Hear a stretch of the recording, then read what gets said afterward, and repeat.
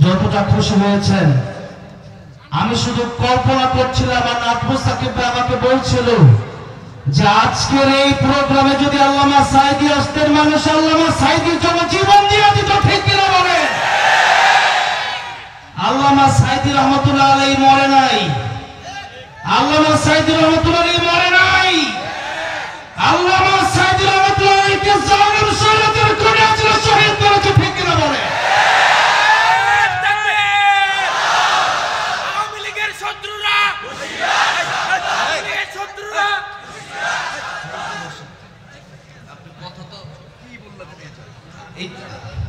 Slogan দেওয়ার সময় যারা হয়তো উনি ঘোষারিয়ে ফেলেছেন, আমি যে কথা বলছি, আমি আল্লাহি বিল্লাহি তাল্লাহি আল্লাহর কসম করে বলছি, বাংলাদেশে সবচেয়ে বেশি আমি ভালোবাসি আল্লামা সাঈদীকে। আপনারা ভালোবাসেন কি বাসেন না? আজকের এই বগুড়া এত সুন্দর মাহফিলের এই ধারা রেখে গেছেন আল্লামা সাঈদী রহমাতুল্লাহ আলাইহি, ঠিক কিনা বলেন? আমি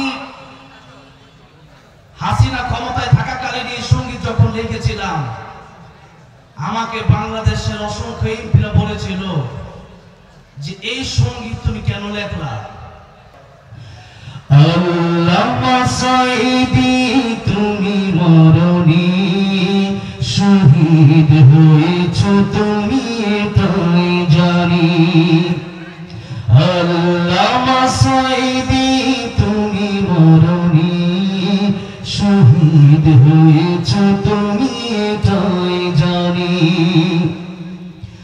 কারাগারে কাটালে 13টি বছর, বাতিলকে পেছে তোমায় দেখে থরথর। কারাগারে কাটালে 13টি বছর, বাতিলকে পেছে তোমায় দেখে থরথর। তুমি যে ছিলে মোদের নয়নমণি, শহীদ হয়েছ তুমি এটাই জানি। আসসালামু আলাইকুম ওয়া রাহমাতুল্লাহি ওয়া বারাকাতুহু।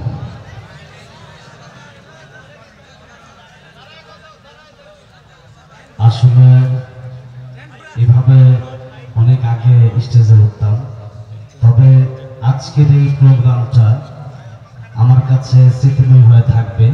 বিশেষ করে এত বড় বড় ব্যক্তিরা, যাদেরকে আমি আল্লামা সাঈদী রহমাতুল্লাহ আলাইহিকে ভালোবেসে, আল্লামা সাঈদী রহমাতুল্লাহ আলাইহির জন্য যাদেরকে বেশি ভালোবাসি, এর মধ্যে অন্যতম হচ্ছেন বগুড়ার আপনাদের সকলের প্রিয়, শুধু বগুড়া নয় সারা বাংলাদেশের প্রিয় মানুষ, জনপ্রিয় মুফাসসির কোরআন মাওলানা আব্দুল আমিন দামাত বারাকাতুহু। এই প্রোগ্রামটা যখন করবেন তখনই আমার সাথে কথা বলেছেন, আমি এতে নিজেকে ভাগ্যবান মনে করছি। আজকে সবচেয়ে বেশি নিজেকে ভাগ্যবান মনে করছি এই জন্য যে আমরা বাংলাদেশে যারা বসবাস করি, শুধু তারাই না, যারা মুসলমান, যারা আল্লামা সাঈদী রহমাতুল্লাহ আলাইহিকে চিনি, দীর্ঘ 1 যুগ আল্লামা সাঈদী রহমাতুল্লাহ আলাইহি কারাগারে কাটিয়েছেন। আল্লামা সাঈদী রহমাতুল্লাহ আলাইহিকে জীবনে একবার হলেও দেখার ইচ্ছা কার কার ছিল? একটু হাত তুলে দেখান তো। লিল্লাহি তাকবীর, লিল্লাহি তাকবীর। হাত নামান। আজকে আমাদের সামনে যখন আল্লামা শামীম সাঈদী হাফিজাহুল্লাহ এসেছিলেন, আপনাদের এই বাপ ভাঙা জোয়ার, আপনাদের এই আনন্দ, আজকে আপনারা আল্লামা শামীম সাঈদী আল্লামা শামীম সাঈদী হাফিজাহুল্লাহকে পেয়ে যতটা খুশি হয়েছেন, আমি শুধু কল্পনা করছিলাম, আর নাজমুল সাকিব ভাই আমাকে বলছিল যে আজকের এই প্রোগ্রামে যদি আল্লামা সাঈদী আসতেন, মানুষ আল্লামা সাঈদীর জন্য জীবন দিয়ে দিত, ঠিক কিনা বলে? আল্লামা সাঈদী রহমাতুল্লাহ আলাইহি মরে নাই, আল্লামা সাঈদী রহমাতুল্লাহ আলাইহি মরে নাই। আল্লামা সাঈদী রহমাতুল্লাহ আলাইহিকে জালিম শরীয়তের কোণে ছিল, শহীদ করেছে, ঠিক কিনা বলে? আওয়ামী লীগের শত্রুরা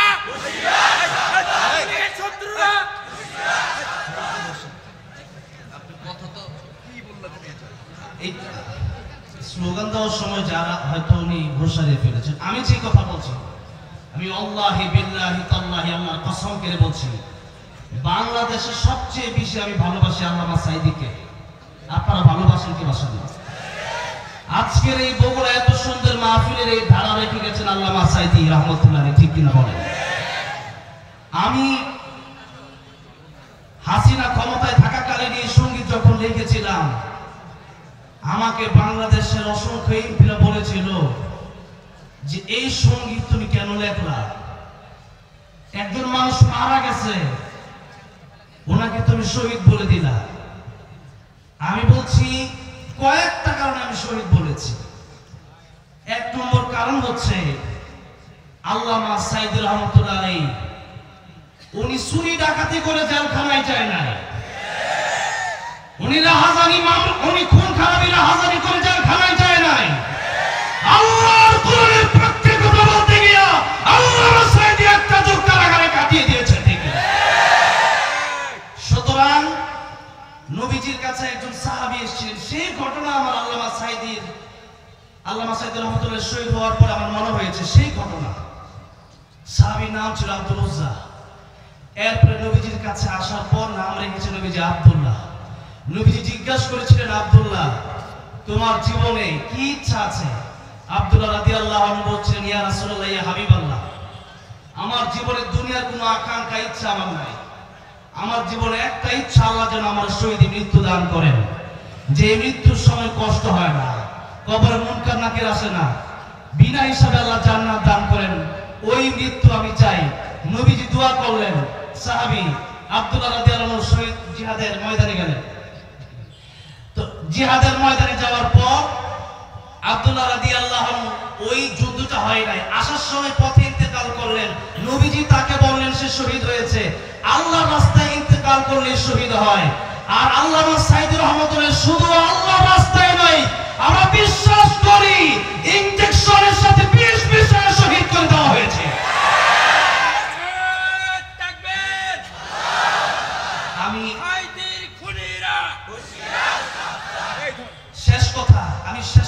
আমি আল্লামা সাঈদী রাহমাতুল্লাহ আলাইহির ব্যাপারে সঙ্গীত বলতে বললে আমি কোনো কথা না বলে ডাইরেক্ট আমি গজল বলি না। আমার সাথে আল্লামা শামীম সাঈদী হাফিজাহুল্লাহ দেখা হয়েছিল সর্বপ্রথম কাতারে। আমি সেদিন নজরুল শিখতে হয়েছিলাম, হুজুর সেদিন অঝরে কেঁদেছিলেন। আজকে দ্বিতীয়বার আমার দেখা হলো। আমাকে না বললেও আমি এই সঙ্গীতটা আজকে শোনাতাম, কিন্তু হৃদয়ে কিছু কথা না বললে হয়তো হৃদয়ে কিছু ব্যথা আমার থেকে যেত। সেই জন্য আজকে সঙ্গীতটা বলবো।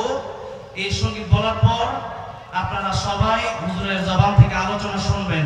আর যারা দাঁড়িয়ে আছেন মেহেরবানি করে, যেহেতু বসার জায়গা এখনো আছে, আপনারা বসে নিতে ভালো হয়।